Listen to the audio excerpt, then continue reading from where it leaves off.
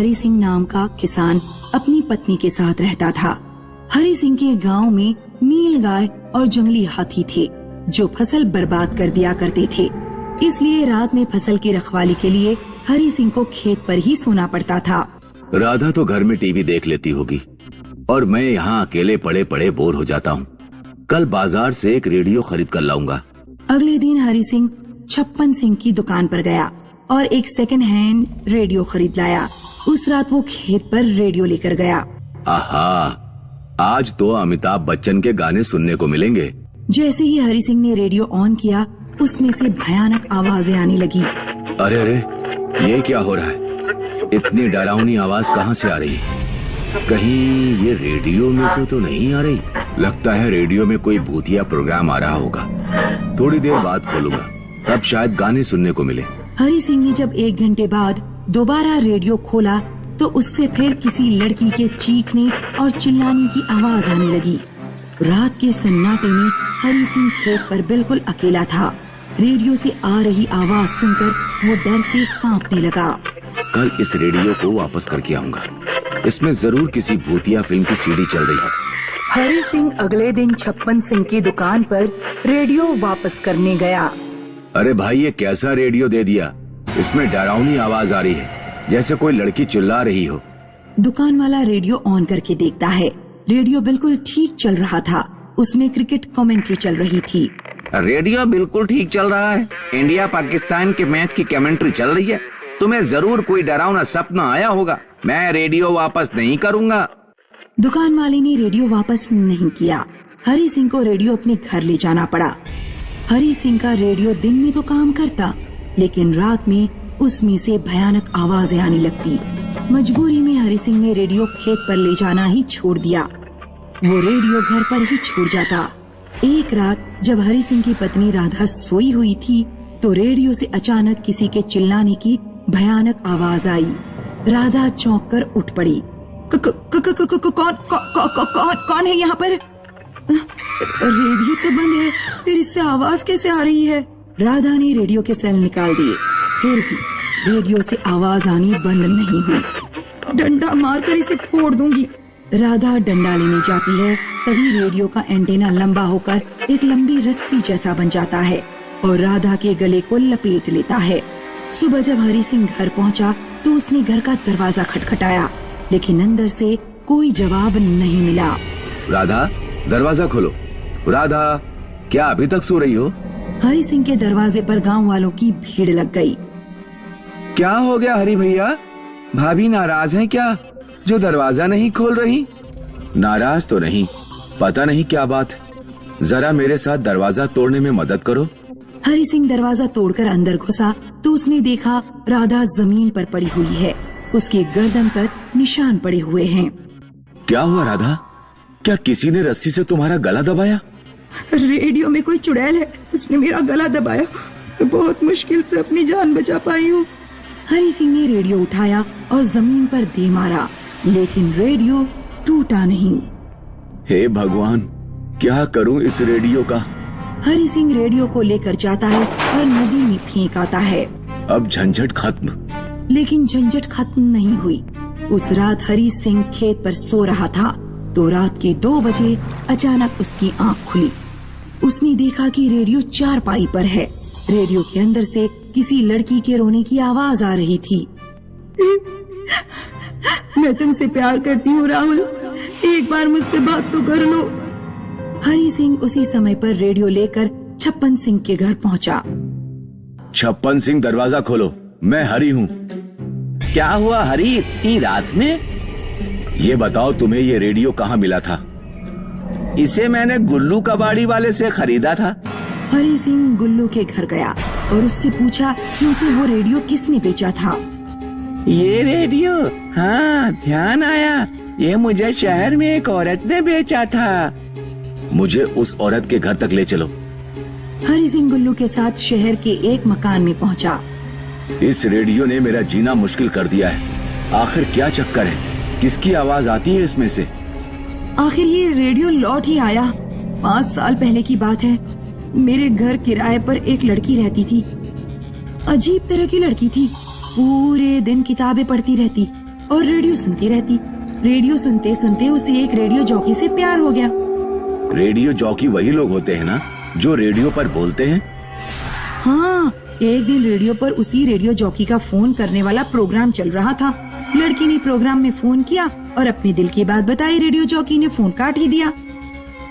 लड़की का दिल टूट गया और उसने पंखे से लटक कर आत्महत्या कर ली। तब से उसकी आत्मा इस रेडियो में घुस गई है। उसी के रोने चिल्लाने की आवाज इसमें से सुनाई पड़ती है। बेहतर होगा आप इस रेडियो को उस कमरे में ही रहने दें जहां वो लड़की रहती थी, क्योंकि अगर ये रेडियो बाहर गया तो पता नहीं क्या होगा। औरत ने रेडियो कमरे में फेंका और कमरा हमेशा के लिए ताला मारकर बंद कर दिया। महामारी फैली होने के कारण दीपक और मारिया के स्कूल बंद थे। वे दोनों अपनी माँ से नानी के घर जाने की जिद कर रहे थे। मम्मा, स्कूल बंद है, पता नहीं कब खुलेंगे। तब तक हम दोनों को नानी के घर जाने दो। हाँ मम्मा, वैसे भी यहाँ पड़े पड़े बोर हो रहे हैं। अच्छा ठीक है, मैं तुम्हारा रिजर्वेशन करा देती हूँ। तुम लोग सामान पैक करना शुरू करो। दीपक और मारिया अपनी नानी के गांव पहुँचते हैं। वो देखते हैं कि गांव के सभी घरों के चारों ओर 2-2 फीट की चौड़ी दीवार है और दीवार में दरवाजा भी नहीं है। लोग सीढ़ी लगाकर दीवार फलांग कर घरों में जा रहे हैं। ये सब क्या है नानी? इस घर के चारों ओर इतनी मोटी दीवार और वो भी बिना दरवाजे की। पहले घर चलो, मैं सब बताती हूँ। दीपक और मारिया सीढ़ी पर चढ़कर अपनी नानी के घर के अंदर पहुँचे। रात में 12 बजे के बाद गांव में एक चुड़ैल रोलर लेकर आती है और लोगों के घरों पर रोलर चढ़ा देती है। वो चुड़ैल कई लोगों की जान ले चुकी है, इसलिए लोगों ने अपने घरों के चारों ओर मोटी दीवार खिंचवा ली। अब तुम खाना खाकर सो जाओ, थक गए होगे। दीपक और मारिया जब रात में सो रहे थे तो अचानक उनकी आंख खुल गई। धम धम की आवाज आ रही थी और पूरा घर हिल रहा था। ये क्या हो रहा है नानी? शांत रहो बच्चों, घबराओ नहीं। लगता है रोलर वाली चुड़ैल फिर गांव में आई है। पूरी रात उन लोगों ने डर कर काटी। सुबह जब वो घर से बाहर गए तो उन्होंने देखा कि चुड़ैल ने पड़ोस के घर की दीवार तोड़ दी थी। बच्चों, चुड़ैल आज नहीं तो कल हमारे घर भी हमला करेगी, इसलिए रात में घर से बाहर बिल्कुल मत निकलना। मैं सब्जी लेने जा रही हूँ, तुम लोग अंदर जाओ। नानी जब चली जाती है तो दीपक मारिया से कहता है, मैंने आज तक कोई चुड़ैल नहीं देखी। मेरा चुड़ैल को देखने का बहुत मन कर रहा है। तेरा दिमाग खराब हो गया है क्या? वो खतरनाक हुई तो हम दोनों को खा जाएगी। रात में बिल्कुल भी बाहर जाने की जरूरत नहीं है। उस रात दीपक सिर्फ सोने का नाटक करता है। जब उसे पता लगता है कि नानी और मारिया सो गए तो वो दीवार कूदकर बाहर आ जाता है। चुड़ैल उस समय रोलर लेकर घूम रही थी। जब उसकी नजर दीपक पर पड़ी तो उसने अपना रोलर दीपक के पीछे दौड़ा दिया। मार डालूंगी, किसी को नहीं छोड़ूंगी, इंसानों सहित सबके घर कुचल दूंगी। बचाओ, बचाओ, बचाओ। सुनसान रात में दीपक को बचाने वाला कोई नहीं था। दौड़ते दौड़ते वो तालाब किनारे पहुंच गया। आगे रास्ता नहीं था और चुड़ैल का रोलर दीपक के पास आ जाता है। दीपक तालाब में कूद गया। सुबह जब मारिया और उसकी नानी उठी तो उन्होंने देखा कि दीपक बिस्तर पर नहीं है। नानी, दीपक कहाँ चला गया? वे दोनों दीपक को पूरे घर में ढूंढते हैं लेकिन उन्हें नहीं मिलता। कहीं दीपक रात में घर के बाहर तो नहीं चला गया? कल वो मुझसे कह रहा था कि उसे चुड़ैल को देखना है। नानी और मारिया घर से बाहर निकलकर गांव में जाते हैं। पूरे गांव में ढूंढने के बाद उन्हें दीपक तालाब के पास बेहोश पड़ा मिला। मारिया उसका पेट दबाकर उसके पेट से पानी बाहर निकालती है। तब दीपक को होश आता है। वे दोनों दीपक को उठाकर ले जाते हैं। कल रात मैं बाहर गया था, चुड़ैल मेरे पीछे पड़ गई। मजबूरी में मुझे तालाब में कूदना पड़ा, लेकिन चुड़ैल तालाब के पास ही खड़ी रही। मैं पूरी रात तालाब में तैरता रहा। सुबह चुड़ैल जब गायब हो गई तो मैं तालाब से बाहर निकल पाया। तुमने ऐसा क्यों किया बेटा? अगर तुम्हें कुछ हो जाता तो? नानी, आखिर आप और आपके गांव वाले कब तक इस तरह चार दीवारों में बंद रहकर जिंदगी काटेंगे? हमें मिलकर चुड़ैल का मुकाबला करना होगा। दीपक जाकर गांव के लोगों से बात करता है और उन्हें चार दीवारी से मुक्त होने को प्रोत्साहित करता है। तुमने ठीक कहा, आज रात सारे लोग इकट्ठे होंगे और चुड़ैल से बात करेंगे। रात के 12 बजे लोग चौराहे पर इकट्ठे हुए और चुड़ैल के आने का इंतजार करने लगे। पूरे गांव में भयानक सन्नाटा था। डर के मारे कोई बात तक नहीं कर रहा था। तभी चुड़ैल रोलर लेकर आई। सबको मार डालूंगी, घर सहित कुचल दूंगी। रुको, हमें तुमसे बात करनी है। लोग चिल्लाते रहते हैं लेकिन चुड़ैल किसी की नहीं सुनती और लोगों के ऊपर रोलर चढ़ा देती है। कुछ लोग रोलर के नीचे आ जाते हैं और बाकी लोग डर के मारे इधर उधर भागने लगते हैं। चुड़ैल मारिया के पीछे पड़ गई। मारिया सड़क पर दौड़ रही है, चुड़ैल उसके पीछे है। आगे रास्ता बंद हो जाता है। कोई बचाओ, बचाओ। दीपक रस्सी का फंदा बनाकर घुमाता है और सीधे चुड़ैल के गले में डालता है। फिर वो चुड़ैल को रोलर से नीचे खींच लेता है। आ जाओ गांव वालों, चुड़ैल मेरे कब्जे में है। सब गांव वाले इकट्ठे हो जाते हैं। तुम लोगों को क्यों मारना चाहती हो? हमने तुम्हारा क्या बिगाड़ा है? बहुत कुछ बिगाड़ा है। 50 साल पहले की बात है। मेरा इसी गांव में घर था। एक दिन शहर से एक सड़क डालने वाला ठेकेदार आया। हमारा घर सड़क के बीचों बीच पड़ा था। उसने हमसे घर हटाने को कहा लेकिन हमने मना कर दिया। फिर एक रात जब मैं और मेरा परिवार सो रहे थे तो ठेकेदार ने पूरा रोलर ही हमारे घर पर चढ़ा दिया। कोई गांव वाला ठेकेदार के खिलाफ कुछ नहीं बोला। मैं और मेरा पूरा परिवार मारा गया। तब से मेरी आत्मा भटक रही है।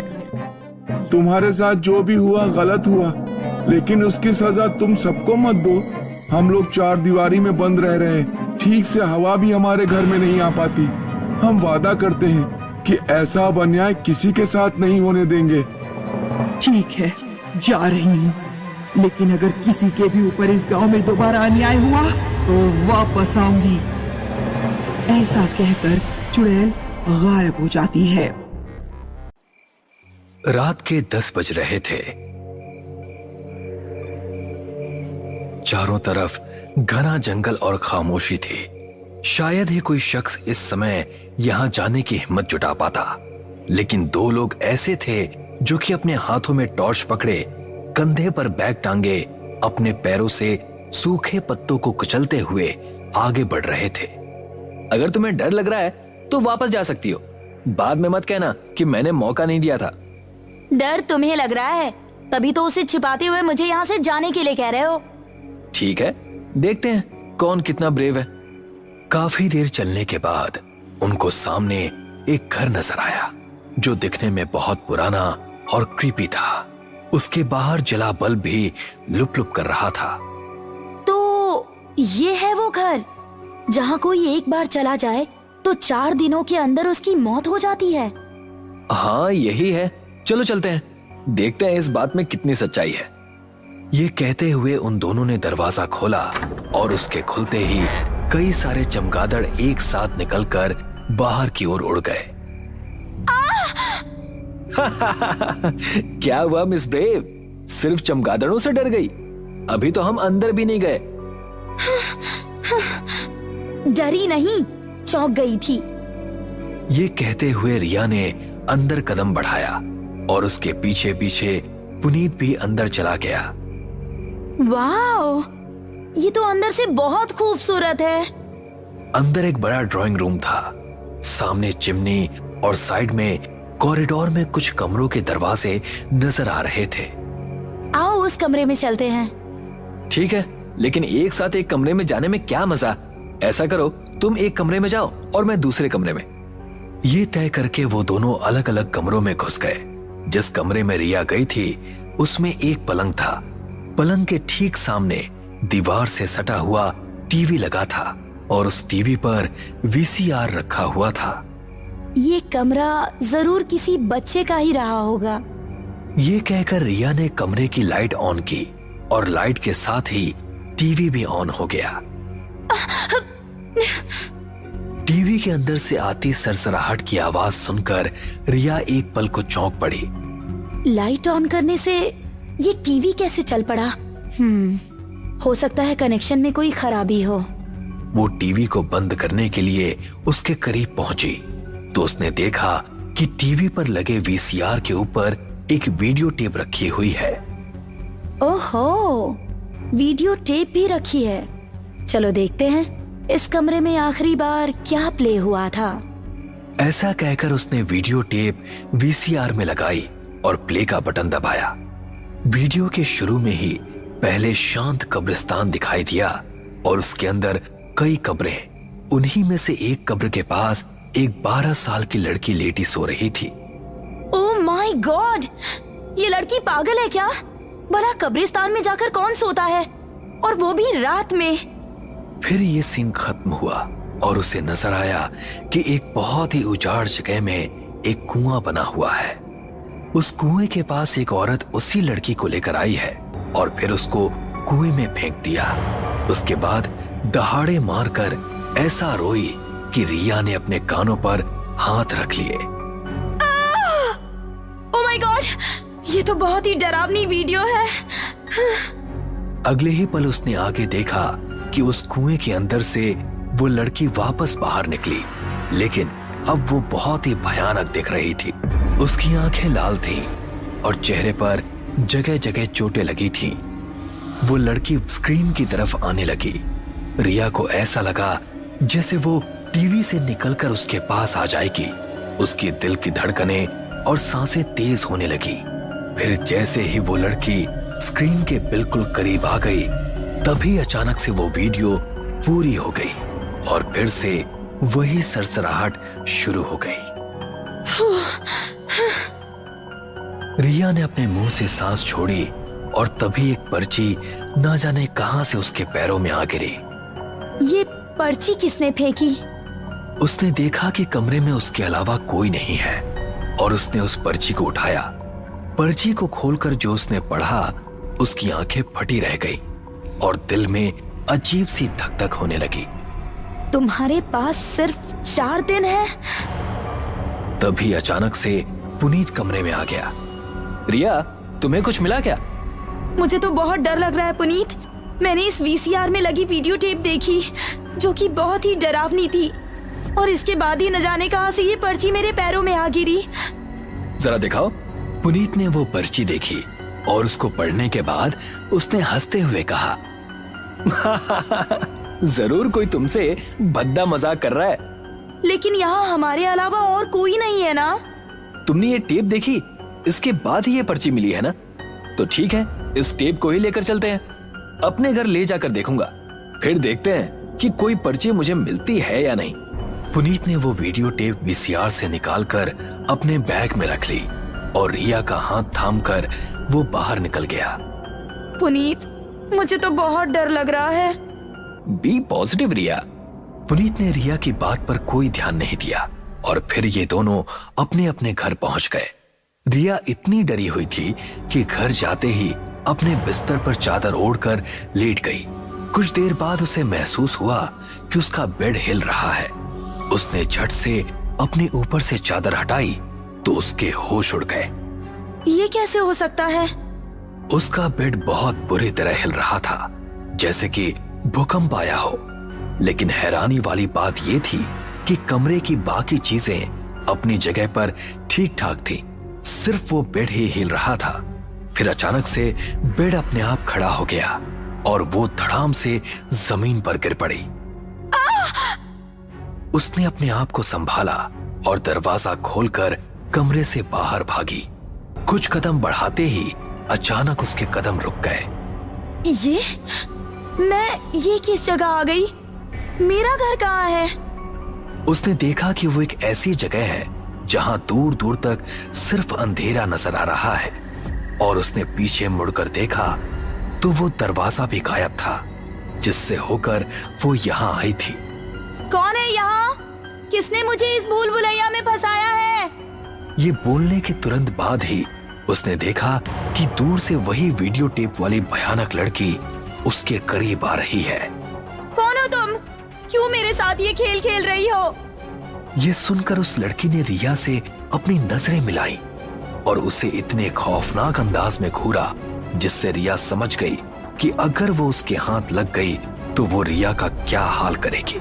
इसीलिए रिया अब अपनी जान बचाने के लिए भागने लगी। मेरे पीछे मत आओ, जाने दो मुझे। रिया जितना भी तेज भागती वो लड़की और तेजी से उसका पीछा करती।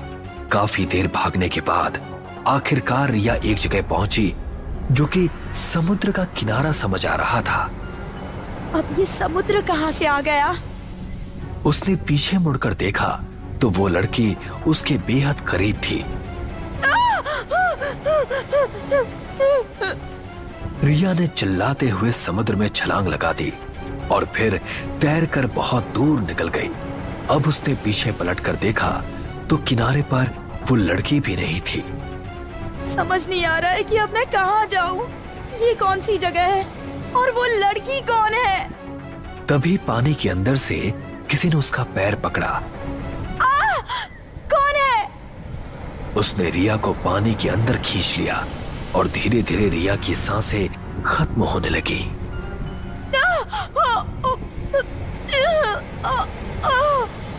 तभी अचानक से रिया की आंख खुल गई। उसने पाया कि वो अपने कमरे में बेड पर सही सलामत है, लेकिन सपने में जो उसने देखा उससे उसकी सांस और दिल की धड़कनें बहुत तेज चल रही थीं। शुक्र है ऊपर वाले का कि मैं ठीक हूँ। ये कहकर वो पानी पीने के लिए बेड से उतरी। उसने जैसे ही जमीन पर कदम रखा तभी किसी ने पीछे से उसका पैर पकड़ लिया। कौन है? उसने पलटकर देखा तो वही भयानक लड़की उसके पैर में लिपटी थी। रिया के तेज चीखने की आवाज घर के बाहर तक गूंजी और फिर एकदम सब कुछ शांत हो गया। इस समय पुनीत भी अपने रूम में बेड पर आ चुका था। बड़े दिन हो गए कोई मूवी देखे हुए। रिया कह रही थी बहुत क्रीपी वीडियो है। चलो अच्छा है। वैसे भी मेरा आज हॉरर मूवी देखने का मन हो रहा था। हॉरर मूवीज कितनी अच्छी होती हैं। एक बार देख लो तो 3-4 दिन तक नींद ही नहीं आती। रास्ते से भी चलते रहो तो लगता है कि जैसे कोई आवाज दे रहा है। ये कहकर उसने वीसीआर में वो टेप लगाई और प्ले कर दी। जब उसने एक छोटी लड़की को कब्रिस्तान में सोते हुए देखा तो उसे बहुत हैरानी हुई। डरावनी से ज्यादा मुझे तो ये कॉमेडी लग रही है। भला कब्रिस्तान जैसी जगह में कौन सोता है? फिर ये सीन खत्म हुआ और उसने भी वही सीन देखा कि उस लड़की को एक औरत कुएं के अंदर फेंक देती है। अरे बाप रे, एक बच्ची को इस औरत ने ऐसे क्यों मार दिया? बहुत ही कंफ्यूजिंग वीडियो है। ऐसा वीडियो तो मैंने अपनी जिंदगी में कभी नहीं देखा। पुनीत ने आगे देखा कि उस कुएं के अंदर से वो लड़की बहुत ही भयानक रूप लेकर बाहर निकली और आगे बढ़ने लगी। उसे भी यही लगा कि वो लड़की टीवी स्क्रीन से निकलकर उस पर झपट पड़ेगी। जैसे जैसे लड़की नजदीक आ रही थी पुनीत की आंखें भी बड़ी होती जा रही थी। लेकिन जैसे ही वो लड़की बिल्कुल करीब आ गई तो वीडियो वहीं पर पूरी हो गई। ये सीन तो बहुत डरावना था, लेकिन मूवी बकवास थी। सारा मूड खराब कर दिया। आखिर ऐसी वाहियात फिल्में बनाता कौन है और कौन वो बेवकूफ है जो ऐसी फिल्मों पर पैसे खर्च करता है? एक बार इसके डायरेक्टर और राइटर मुझे मिल जाए ना, फिर बताऊंगा मैं उन्हें। और मुझे तो लगता है कि राइटर ने नशे में ही पूरी मूवी लिख डाली है। इतनी बकवास जिंदगी में नहीं देखी मैंने। ये कहकर पुनीत आगे बढ़ा और उसने वो टेप वीसीआर से निकाली। तभी पुनीत के पैरों में न जाने कहां से एक पर्ची आ गिरी, जिसे देखकर वो हैरान रह गया। उसने उस पर्ची को उठाया तो उसके अंदर उसने वही शब्द लिखे हुए पढ़े, तुम्हारे पास सिर्फ 4 दिन का समय है। ये पढ़ते ही पुनीत ने उस पर्ची को फेंक दिया और उसका गला सूखने लगा। मुझे रिया से बात करनी पड़ेगी। ये तो बहुत हैरानी वाली बात है। कोई मौत का खेल है या तंत्र, समझ ही नहीं आ रहा। इसका जल्द से जल्द मुझे कोई समाधान निकालना पड़ेगा, वरना दिक्कतें मुझे आने वाली हैं। पुनीत उसी टाइम रिया के घर पहुंचा तो उसने वहां पड़ोसियों का जमावड़ा देखा और पुलिस रिया की लाश का मुआयना कर रही थी। रिया का मुंह बहुत ज्यादा खुला हुआ था, उसके गाल फट चुके थे और अंदर का पूरा जबड़ा साफ दिख रहा था, जिससे अभी भी खून निकल रहा था। और उसकी आंखें इस तरह फटी हुई थीं जैसे उसने मौत से पहले सबसे भयानक चीज देखी हो। ओह माय गॉड, 4 दिन का मतलब है वीडियो टेप देखने के बाद 4 दिन के अंदर तुम्हारी मौत हो जाएगी। उसका शरीर बुरी तरह कांप उठा और वो उसी टाइम दिल्ली के लिए निकल गया, क्योंकि उस घर का मालिक दिल्ली में ही रह रहा था। इस समय रात के 2 बज रहे थे।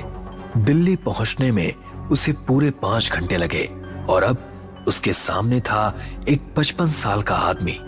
तुमने उस घर के बारे में बिना कुछ जाने वहां जाने की गलती की है, उन्हीं लोगों की तरह जो अब तक मौत की नींद सो चुके थे। मैं अब कुछ नहीं कर सकता। ये सुनकर पुनीत का दिल दहल गया और उसने कांपते हुए होठों से कहा, मुझे बताइए उस घर की क्या कहानी है, ये वीडियो टेप कब बनी और वो लड़की कौन है? ये सुनकर उस आदमी ने हाँ में सर हिलाया और पुनीत को एक कहानी बतानी शुरू की। क्या रहस्य है उस घर का? उस वीडियो टेप में दिखाई देने वाली उस लड़की की कहानी क्या है? और क्यों उस वीडियो टेप को देखने के बाद लोगों की मौत हो जाती है? इन सभी सवालों के जवाब हम जानेंगे इस कहानी के अगले पार्ट में जल्द ही। सौरभ आर्मी में ऑफिसर था।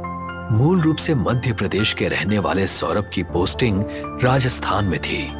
घर से ज्यादा दिन दूर रहने के कारण सौरभ बोर हो जाता था। यार दीपक, जिंदगी बड़ी बोरिंग हो गई है। घर से दूर इस रेगिस्तान में पड़े रहना बड़ा ही अकेलापन महसूस होता है। अगर ऐसा है तो कोई लड़की ढूंढ ले। यार ढूंढ तो रहा हूं, पर कोई अच्छी लड़की मिल नहीं रही।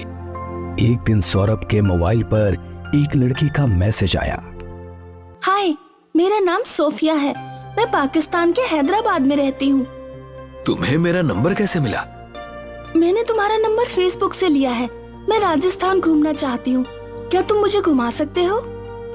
सौरभ ने सोफिया की प्रोफाइल पर उसके फोटोज देखे तो उसे सोफिया पसंद आ गई। सौरभ ने सोफिया से फोन पर बात की। राजस्थान आ जाओ, मैं तुम्हें राजस्थान घुमा दूंगा। पूरा राजस्थान मेरा देखा हुआ है। सोफिया राजस्थान आ गई। सौरभ और सोफिया दिन भर बातें करते रहे। तुम पाकिस्तान में क्या काम करती हो? मैं वहाँ हॉस्पिटल में नर्स हूँ। रात में सौरभ और सोफिया कई होटलों में गए, लेकिन किसी भी होटल ने उन्हें रूम नहीं दिया, क्योंकि वो शादीशुदा नहीं थे। अब तो एक ही तरीका बचा है कि हम दोनों अलग अलग कमरा ले लें। नहीं, मुझे तो तुम्हारे साथ ही ठहरना है। होटल में रूम नहीं मिलता तो हम कहीं और ठहर जाते हैं। तभी उन्हें एक खंडहर दिखाई दिया। उन दोनों ने वहीं रात बिताने का फैसला किया। सोफिया जमीन पर बैठ गई और सौरभ उसकी गोद में सिर रखकर लेट गया। आकाश में बादल छा गए और ठंडी हवा बहने लगी। सौरभ को नींद आ गई। कुछ देर बाद पानी की बौछार से सौरभ की आंख खुली तो उसने देखा कि वो एक भयानक चुड़ैल की गोद में सिर रखकर लेटा हुआ है। सो जा सोना बाबू, सो जा। सौरभ वहां से उठकर भागा। कुछ आगे जाकर उसने देखा कि सोफिया बारिश में नहा रही है। सोफिया, तुम यहाँ हो? हाँ, तुम भी आ जाओ और बारिश में नहा लो। मैंने एक चुड़ैल को देखा। सोफिया जोर से हंसने लगी। तुम पागल हो गए हो। सोफिया ने सौरभ के पास आकर कहा, मैं तुमसे शादी करना चाहती हूँ। सोफिया ने राजस्थान में किराए पर एक रूम ले लिया और कुछ दिनों के लिए वो वहीं रुक गई। सौरभ अक्सर उससे मिलने जाने लगा। एक दिन सोफिया ने सौरभ से पूछा, अपनी जॉब से रिलेटेड कोई भी बात मैं तुमसे शेयर नहीं कर सकता। क्या तुम्हें मेरे ऊपर भरोसा नहीं? नाराज मत हो सोफिया, मैं तुम्हें बताता हूँ। अब सौरभ जब भी सोफिया से मिलने जाता, सोफिया बातों ही बातों में मिलिट्री में क्या चल रहा है इसकी जानकारी हासिल करने की कोशिश करती।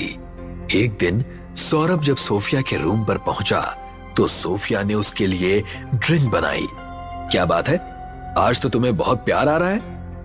ये बताओ जानू, प्रोजेक्ट पी क्या है? मैं इस बारे में तुम्हें कुछ नहीं बता सकता। डिपार्टमेंट ने सख्त मना किया है कि इस बारे में अपने परिवार से भी डिस्कस नहीं करना है। प्रेमिका परिवार से बढ़कर होती है। तुम समझने की कोशिश करो, मैं कुछ नहीं बता सकता। सोफिया को अचानक गुस्सा आ गया और सोफिया एक भयानक चुड़ैल में बदल गई और उसने सौरभ को गर्दन से पकड़कर हवा में उठा दिया। बोल, प्रोजेक्ट पी क्या है, वरना जमीन पर आने से पहले ये तू दम तोड़ देगा। सौरभ अपने साथ एक छोटी सी हनुमान की मूर्ति रखता था। सौरभ ने मूर्ति चुड़ैल के सामने कर दी। चुड़ैल गायब हो गई। सौरभ कैंप में पहुंचा। उसका दोस्त दीपक उसका इंतजार कर रहा था। तुम कहां थे सौरभ? पूरे डिपार्टमेंट में हल्ला मचा हुआ है। क्या हो गया? हमारी सारी इंफॉर्मेशन कोई पाकिस्तान तक पहुंचा रहा है। सौरभ को जोर का धक्का लगा। दीपक, मैं तुम्हें कुछ बताना चाहता हूं। सौरभ ने सोफिया के बारे में दीपक को सब कुछ बताया। यार, लड़कियां हनी ट्रैप में फंसाती हैं, ये तो मैंने सुना था, लेकिन चुड़ैलें भी अब हनी ट्रैप में फंसाने लगी, ये मैं पहली बार सुन रहा हूं। दीपक और सौरभ उस सरकारी डिपार्टमेंट में गए जो वीजा जारी करता है। वहां उन्हें बताया गया कि सरकार के पास सोफिया नाम की किसी लड़की की कोई जानकारी नहीं है।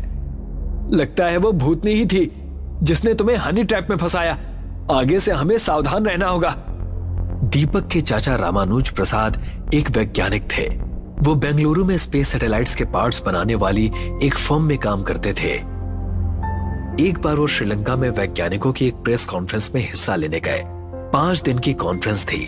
खाली समय में रामानुज नेकुम्बो बीच पर टहलने चले जाते थे।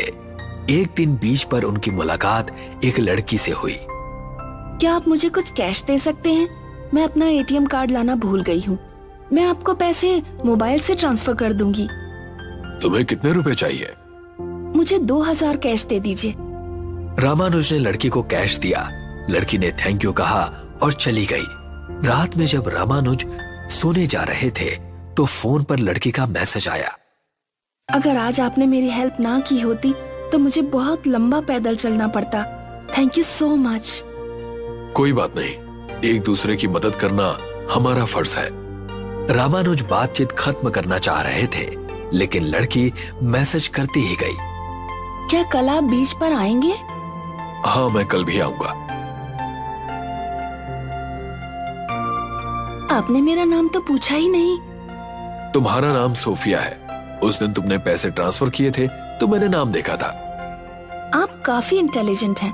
खैर, साइंटिस्ट हैं तो इंटेलिजेंट तो होंगे ही। क्या आप मेरे साथ मेरे होटल चलेंगे? मेरी एज तुमसे काफी ज्यादा है। मुझे नहीं लगता हमारे बीच कुछ भी हो सकता है। प्यार में उम्र बाधा नहीं होती। दुनिया में ऐसे बहुत से लोग हैं जिन्होंने उम्र का फासला बहुत ज्यादा होते हुए भी शादी की और एक साथ जिंदगी बिताने का फैसला किया। सोफिया के मनाने पर रामानुज उसके साथ उसके रूम पर चले गए। बहुत गर्मी हो रही है, चलिए नहा लेते हैं। इस होटल में बाथटब बहुत बड़ा है। सोफिया ने बाथरूम में अंधेरा कर दिया। दोनों लोग बाथटब में आमने सामने बैठ गए। कुछ प्यार मोहब्बत की बातें करने के बाद सोफिया ने कहा, इंडियन गवर्नमेंट ने अपनी परमाणु नीति में बदलाव किया है। इसके पीछे उनका क्या उद्देश्य है? मैं इस बारे में तुम्हें कुछ नहीं बता सकता। वैज्ञानिकों की अक्सर जासूसी कराई जाती है, इसीलिए मुझे काफी सावधान रहना पड़ता है। मुझे तुम्हारी सरकार की परमाणु नीतियों के बारे में सब कुछ साफ साफ जानना है। अगर तुमने नहीं बताया तो मैं अपनी नस काट लूंगी और तुम फंस जाओगे। रामानुज घबरा गए। पागलपन मत करो सोफिया। परमाणु नीति के बारे में बताओ। मैंने कहा ना, मैं नहीं बता सकता। सोफिया ने अपनी नस काट ली। रामानुज ने बाथरूम से बाहर निकलना चाहा, लेकिन बाथरूम का दरवाजा लॉक हो गया। देखते ही देखते बाथटब का सारा पानी खून जैसा लाल हो गया। बाथटब के लाल पानी से एक भयानक भूतनी बाहर निकली। तू यहाँ तो आ गया है, लेकिन वापस नहीं जा पाएगा क्योंकि तूने मुझे इन्फॉर्मेशन नहीं दी। भूतनी ने रामानुज को झपटा मारकर पकड़ा और खींचकर बाथटब में खूनी पानी में ले गई। पुलिस रामानुज के पास पहुंची। पुलिस को बाथटब में रामानुज के शरीर के टुकड़े मिले। दिल्ली में राकेश प्रजापति नाम का एक युवा सांसद रहता था। उसने भी ये खबर पढ़ी। राकेश थोड़ा घबराया क्योंकि उसे लड़कियां बहुत पसंद थी और वो नई नई लड़कियों से दोस्ती करता रहता था। राकेश को रात में घूमना पसंद था। एक रात 2 बजे के आसपास वो अपनी कार से शिवा रोड से गुजर रहा था कि तभी एक लड़की ने उनसे लिफ्ट मांगी। राकेश का मनचला मन लड़की की खूबसूरती पर फिदा हो गया। आपको कहाँ जाना है? क्या आप मुझे हौज खास तक छोड़ देंगे? हाँ, क्यों नहीं, बैठो। आपका नाम क्या है? मेरा नाम सोफिया है। मैं मैक्स हॉस्पिटल में नर्स हूँ। राकेश को न्यूज़पेपर की खबर याद आई। उसके पसीने छूटने लगे। उसके बराबर में एक सुंदर लड़की बैठी थी, लेकिन फ्रंट मिरर में उसे दिख रहा था कि उसके बगल में चुड़ैल बैठी हुई है। ये मेरा नंबर है। मैं अक्सर कनॉट प्लेस जाती हूँ। अगर आप मुझसे मिलना चाहें तो फोन कीजिएगा। राकेश ने लड़की को हौज खास तक छोड़ा और सीधे पुलिस स्टेशन पहुंचकर इंस्पेक्टर रवि को सारी बात बता दी। ये मामला भूतिया ट्रैप का है, हमें किसी तांत्रिक की मदद लेनी चाहिए। इंस्पेक्टर अपनी जान पहचान के एक तांत्रिक को बुलाकर लाया। उन तीनों ने मिलकर एक योजना बनाई। अगले दिन राकेश सोफिया से मिलने आया। दोनों एक दूसरे से जान पहचान बढ़ाने लगे और दोनों की नजदीकियां बढ़ती गई। एक रात सोफिया ने राकेश से कहा, तुमने यमुना के पास वाला जंगल देखा है? नहीं, मैंने नहीं देखा। चलो, आज मैं तुम्हें वहाँ घुमा कर लाती हूँ। सोफिया राकेश को जंगल में ले गई। कुछ प्यार भरी बातें करने के बाद वो बोली, तुम सांसद हो, तुम जानते हो भारत और अमेरिका के बीच पाकिस्तान को लेकर क्या खिचड़ी पक रही है? नहीं, मैं इस बारे में कुछ नहीं जानता। झूठ मत बोलो। तुम्हारी केंद्र के मंत्रियों से जान पहचान है। ऐसा हो ही नहीं सकता कि तुम्हें विदेश नीति की भनक ना हो। मैंने कहा ना, मुझे कुछ नहीं पता। सोफिया की आंखें गुस्से से लाल हो गईं। सोफिया हवा में उड़ी और एक पेड़ की डाली पर जा बैठी। उसने राकेश के मुंह पर एक काला कपड़ा फेंक दिया। राकेश ने जब कपड़ा हटाया तो उसने देखा पेड़ पर एक भूतनी बैठी है जिसके हाथ में फांसी का फंदा है। तूने इन्फॉर्मेशन नहीं दी, अब मैं तुझे फांसी पर लटकाऊंगी। भूतनी ने राकेश के सिर में फांसी का फंदा फेंका और टहनी से कूदकर राकेश को फांसी लगा दी। राकेश छटपटाने लगा। तभी इंस्पेक्टर और तांत्रिक वहां पहुंच गए। तांत्रिक ने चुड़ैल के मुंह पर भस्म मारी। दोनों ने चुड़ैल को जलाकर मार दिया। बाद में रिसर्च करने पर पता चला कि 20 साल पहले एक पाकिस्तानी लड़की जासूसी करने भारत आई थी। उसने कई जवानों और वैज्ञानिकों को अपने जाल में फंसाया। जब सरकार को इस बारे में पता लगा तो सरकार ने उस लड़की को फांसी दे दी। उसी लड़की की आत्मा चुड़ैल बनकर लोगों को हनी ट्रैप में फंसा रही थी।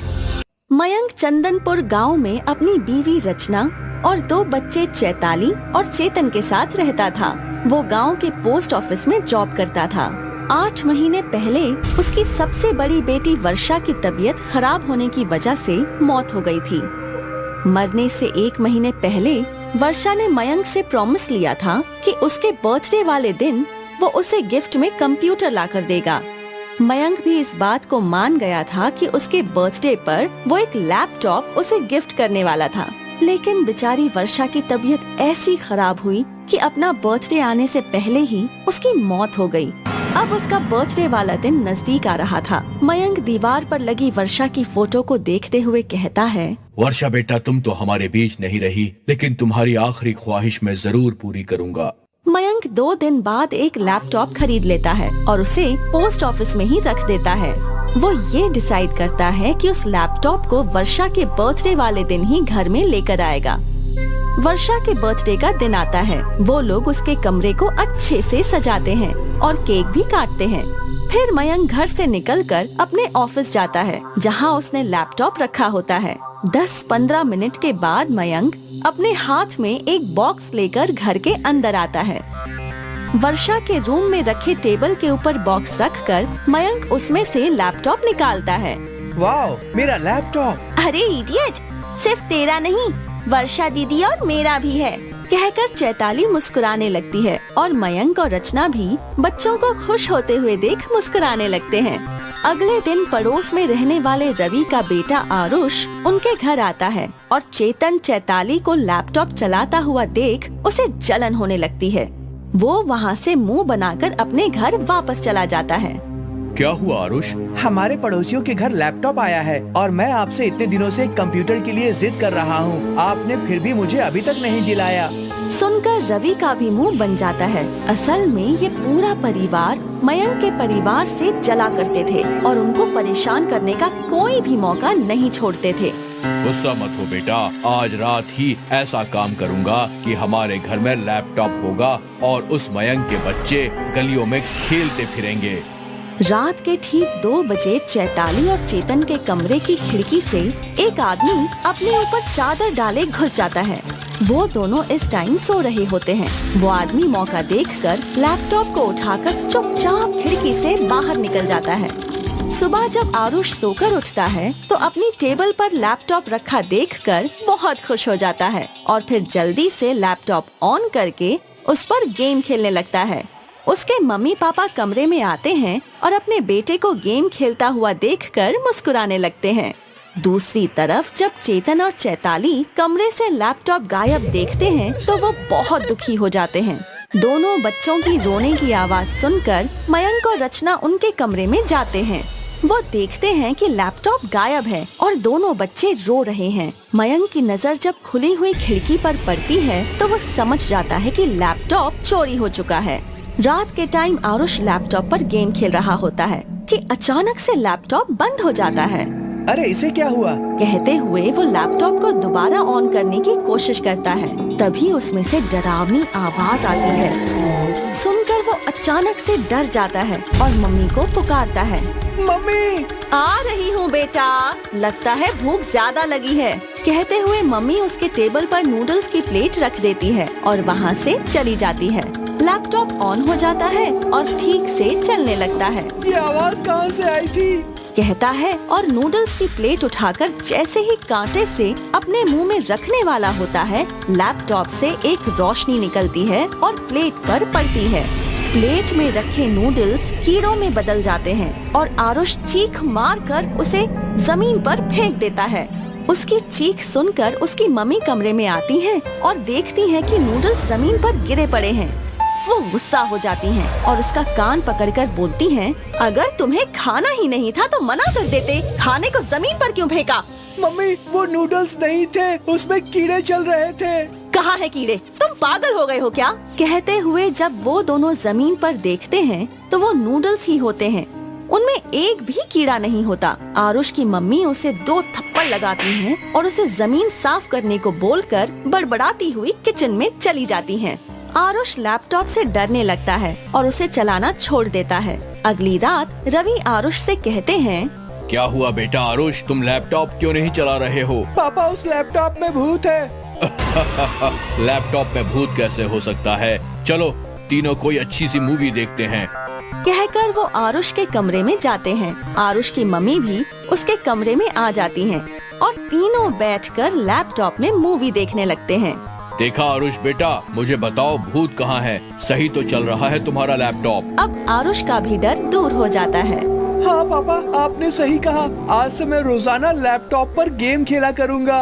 अचानक से लैपटॉप की स्क्रीन पर एक डरावनी लड़की नजर आती है, जिसे देखकर वो तीनों डर जाते हैं। बेटा आरुष, इस लैपटॉप को बंद कर दो। तभी वो लड़की लैपटॉप से बाहर आ जाती है और उनकी तरफ बढ़ने लगती है। तीनों डरकर एक दूसरे के करीब आ जाते हैं। बहुत शौक है मेरे परिवार को परेशान करने का तुम लोगों को। उसकी आवाज सुनकर वो तीनों उस आत्मा को पहचान लेते हैं। वर्षा, तुम तो मर चुकी हो। मैं वर्षा की आत्मा हूँ। ये लैपटॉप मेरा बर्थडे गिफ्ट है। तुम्हारी हिम्मत कैसे हुई इसे चुरा कर अपने घर में लाने की? माफ कर दो बेटा, हम अभी ये लैपटॉप तुम्हारे घर में देकर आते हैं। तुम लोग हमेशा से हमारे परिवार से जलते हो और हमें परेशान करते रहते हो। बेटा वर्षा, हम वादा करते हैं कि तुम्हारे परिवार से कोई मतलब नहीं रखेंगे, उनसे माफी भी मांगेंगे, और उन्हें कभी परेशान नहीं करेंगे। तुम दोनों एक दूसरे को 10-10 थप्पड़ लगाओ। वर्षा की आत्मा आरुष के मम्मी पापा से कहती है। दोनों डर कर उसकी बात मान लेते हैं और एक दूसरे को 10-10 थप्पड़ लगाते हैं। अब दोनों एक एक थप्पड़ अपने इस बेटे को लगाओ, ये भी मेरे भाई बहन से बहुत जलता है। सुनकर दोनों आरुष को एक एक थप्पड़ लगाते हैं और आरुष कहता है, वर्षा दीदी, मैं वादा करता हूँ मैं आपके भाई बहन को अब कभी परेशान नहीं करूँगा। वर्षा की आत्मा हंसने लगती है और उनसे कहती है, अब मेरा लैपटॉप यहाँ से उठाओ और मेरे घर में जाकर मेरे परिवार वालों को वापस कर दो और उनसे माफी मांगना मत भूलना। रवि जल्दी से लैपटॉप उठाता है और तीनों मयंक के घर जाकर मयंक को लैपटॉप वापस करके उससे माफी मांगते हैं और उसे सारी बात बता देते हैं। दोनों बच्चे लैपटॉप देखकर खुश हो जाते हैं और उसे अपने कमरे में उसकी जगह पर रख देते हैं। क्या मेरी बेटी की आत्मा भटक रही है? तभी वहाँ पर वर्षा की आत्मा आती है। वो इस वक्त डरावनी नहीं दिखती, जैसी वो जिंदा रहने पर खूबसूरत दिखती थी वैसी ही नजर आती है। चेतन और चैताली भी दीदी को देखकर खुश हो जाते हैं। वर्षा मुस्कुराते हुए कहती है, पापा, मेरी आखिरी ख्वाहिश थी कि मैं अपने बर्थडे पर आपसे एक लैपटॉप गिफ्ट में लूं। इसलिए मैं अपने बर्थडे तक के लिए यहीं पर थी। वो डरावना रूप मैंने इन लोगों को सबक सिखाने के लिए लिया था। अगर ये दोबारा आपको परेशान करेंगे तो मैं फिर से उसी रूप में आऊंगी। कहकर वो रवि के परिवार की तरफ देखती है और वो तीनों डर कर वहाँ से भाग जाते हैं। चैताली और चेतन उनको भागता देख हंसने लगते हैं और वर्षा मुस्कुरा कर कहती है, अब मैं चलती हूँ पापा, आप दुनिया के सबसे अच्छे पापा हो। आपने मेरी आखिरी ख्वाहिश पूरी कर दी। लव यू पापा। कहकर वर्षा की आत्मा वहाँ से गायब हो जाती है और चेतन चैताली दोनों मिलकर लैपटॉप पर गेम खेलने लगते हैं।